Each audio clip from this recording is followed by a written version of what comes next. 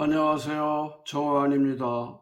오늘 이 시간에는 삼국유사 관련해서 동해변에 자리한 그러한 그 고장들을 관련해서 기록이 된 낙산 이대성 정치조신, 그리고 남울산 혹은 감선사 또는 그 관동풍악 발현수 석기에 대한 그런 내용을 함께 살펴보고자 하는 것입니다. 먼저 이 그림을 보시면서 조금 말씀을 드리겠는데, 여기가 1700고지의 설악산이 있지 않습니까? 이게 양양 낙산사가 있거든요. 여기에 이제 삼국유사에 낙산 이대성 정치 조신조와 관련한 그런 기록이 나오고, 다시 또 이제 이 아래 보면 남월산 혹은 감산사라고 하는데, 현재는 남월산은 잘 확인이 되지 않고 그 경주 토암산의 지맥인 함월산 589지에 관련한 그런 그 남월산 감산사 부분이 실려 전합니다. 다시 이 1639지의 금강산과 관련한 기록들이 있는데, 그게 이제 관동풍악 발현수 석기죠. 그 풍악이라고 하는 게, 풍악산이라는 게 바로 이 금강산을 말하지 않습니까? 그럼 먼저 낙산 이대성 정치 조신 부분과 관련한 것입니다. 이 낙산이라는 산 이름은 달리 오봉산이라고도 합니다. 거기에 있는 절 낙산산은 신사의 말사로서 동해가에 자리했고, 우리나라 3대 관음 기도도량 가운데 하나로서 널리 알려져 있습니다. 낙산이란 그 말의 어원은 산스크리트 말 보타라카에서 와서 줄인 말로서 관세음 보살이 항상 머무르는 그런 곳이라는 의미로 그렇게 풀이가 됩니다. 문무왕 11년 671년 의상대사가 세운 절이죠. 의상대사가 당나라의 그 유학승으로 가서 화엄학을 공부하고 온 뒤에 관세음 보살의 진신이 동해변 낙산 바닷가의 그 굴 속에 거기에 머문다는 이야기를 듣고 관세음 보살을 만나기 위해서 찾아갔어요. 찾아가는 그 과정에서 동해의 용이 나타나가지고 참 그 여의주를 하나 줬어요. 그 여의주를 가지고 다시 이랫동안 수행 정진했더니만 관세음 보살의 진신을 보게 된 겁니다. 근데 그 관세음 보살이 하는 이야기가 의성대사 보고, 그대의 그 뒤에 보이는 바위선의 산 꼭대기에 한 쌍의 대나무가 솟아 있을 것인데, 거기다 아마 절을 지으면 좋을 것이다 라고 해서 그 자리에다 법당을 짓고 관음상을 모신 뒤에 이름을 낙산사로 했다고 그랬어요. 동해용왕에게 받은 그 여의주 구슬도 그 불전에다 잘 봉안을 했다, 그렇게 나오죠. 이 의상이 세운 낙산사에 그런 관음보살을 친견하기 위해서 원효대사가 찾아가는 데 대한 그런 기록이 있습니다. 이제 거의 낙산사를 멀리 두지 않은 그런 지점에서 이제 이렇게 들판을 가다 보면 그때가 요즘같이 이렇게 벼가 익어가는 가을이었던 것 같습니다. 그 흰 옷을 입고 벼를 베는 여인이 있어요. 그래서 가까이 가가지고 나 그거 벼이삭 한 몇 개만 줘볼 수 없겠는가.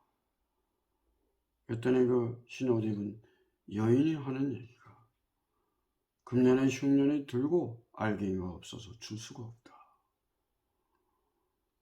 또 그러다가 이제 그 냇물을 건너서 다리를 건너고 있는데 마침 목이 말랐어요.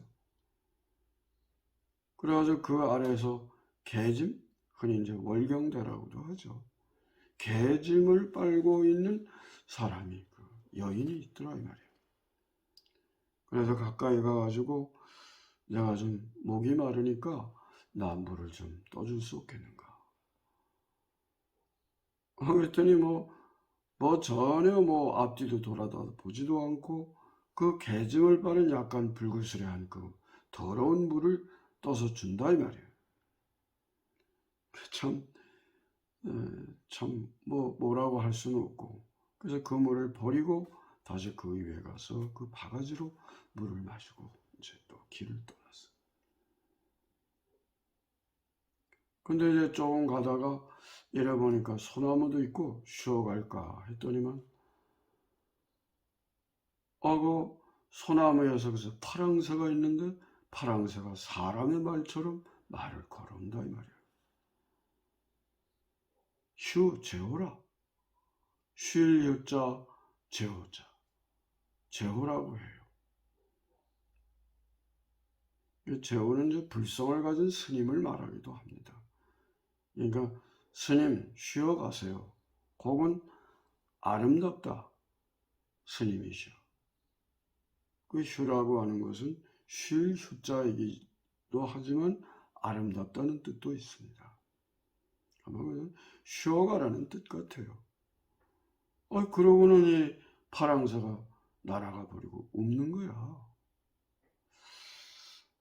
그 소나무 밑에를 보니까 이제 조금 쉬었으면 일어나야 될 거냐? 일어나 보니까 거기에 글쎄 신발 한 짝이 벗겨져 있더라 이 말이죠. 그래가지고 길을 재촉을 해가지고 그 낙산사 관음전에 가니까 깜짝 놀랐어요. 관음 보살상 그 아래 그 자리 아래 나머지 신 한 짝이 있더라 이 말이에요. 그러니까 결국은 이 관음 보살의 화신으로 그렇게 볼 수가 있지 않았을까. 그 파랑새가 앉았던 소나무를 그래서 사람들은 관음송이라고 그래요. 제가 그 낙산사를 찾아갔을 때도 그 이제 정철의 송강 가사 중에 관동별곡에 보면은 거기에 낙산 동반으로 의상대에 올라 앉아. 그 의상대가 멀지 않습니다. 그죠? 관음 속에서. 하여튼 그런 사연이 있고요.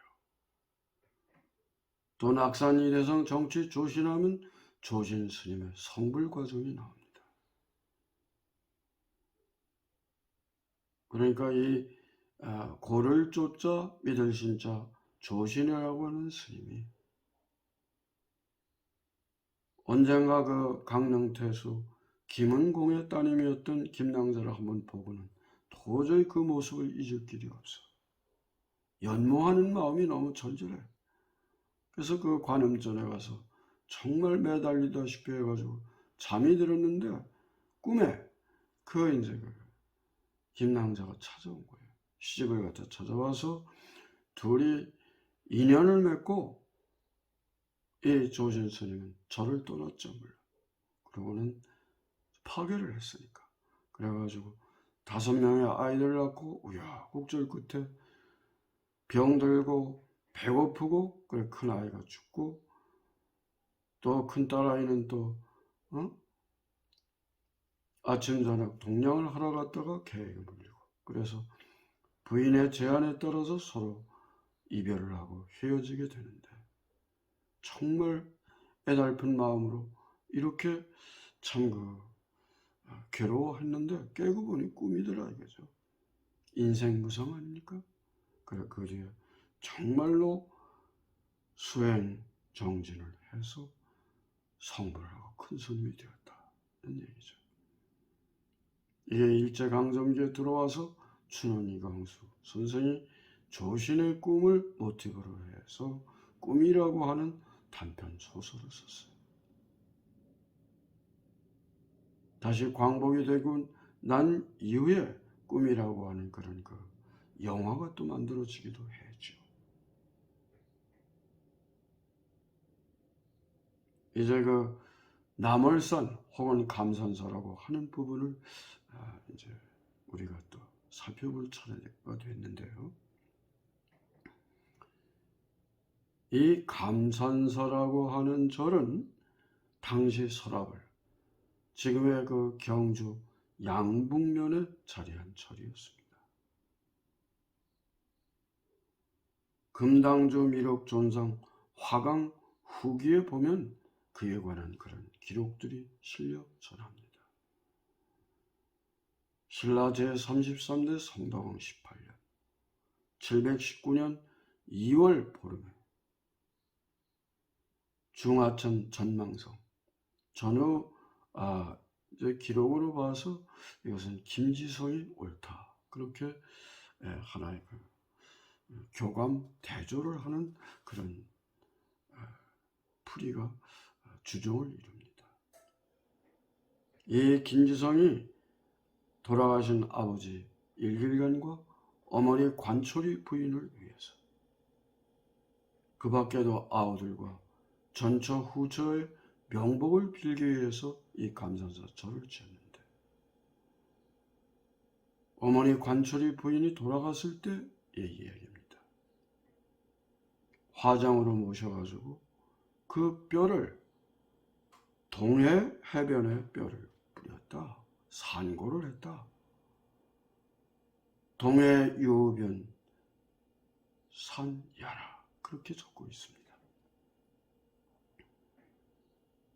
이제 관동풍악 발현수 석기에 대한 부분을 한번 살펴보도록 하겠습니다.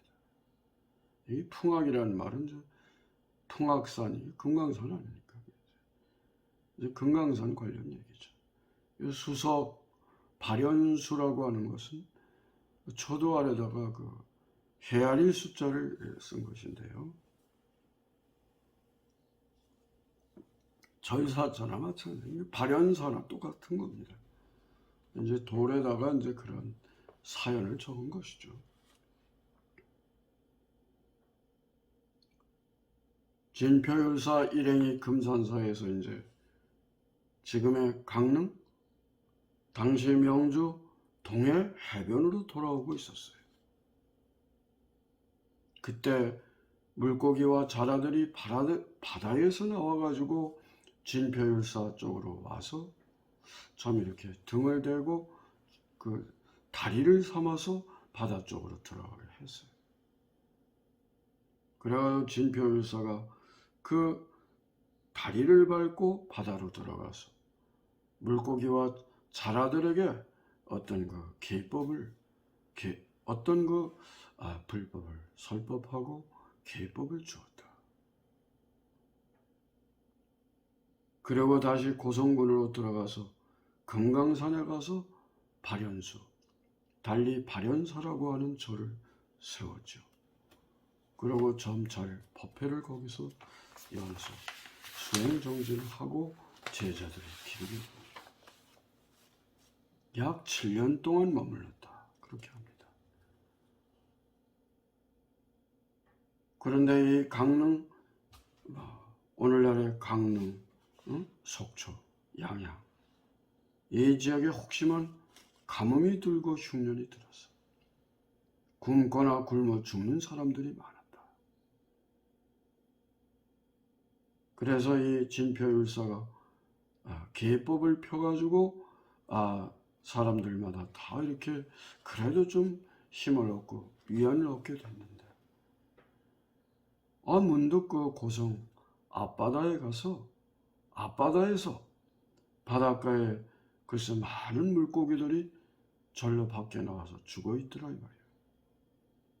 그래서 사람들이 그 물고기를 팔아먹을 것을, 물고기를 팔아서 먹을 식량을 마련해 가지고 굶어 죽는 일을 면하기도 하게 됐다. 이 고성 이 앞바다 이쪽에 가면은 이 이승만 대통령 그 별장이 있는 곳인데요. 크지 않은 호수가 있더라고요. 남쪽에는 이승만 대통령 별장이 있고 북쪽에는 그 호수의 그 이제 북쪽 편 바닷가에는 김일성의 별장이 있었다. 별장이 있다. 근데 지금은 그게 뭐 교회에서 쓰는 아마 그런 건물로 된 것 같습니다. 정말 우리가 힘들고 어려웠을 때 이런 어떤 그 굶주린 사람들을 구제하기 위해서 온갖 정성을 다 들였던 진표율사의 그런 어떤 정성같이, 또 이런 어떤 중화천 김지성의 그런 어떤 부모를 위해서 절을 세우고, 또 조신 스님처럼 어떤 그 인생의 무상을 깨닫고 이렇게 성불을 했던 것처럼 우리가 지혜를 모으고 이 어려운 난관을 잘 극복해 나갈 수 있어야 한다. 또 그렇게 하면 극복할 수 있지 않을까 하는 생각이 듭니다. 여러분 건강하고 행복하세요.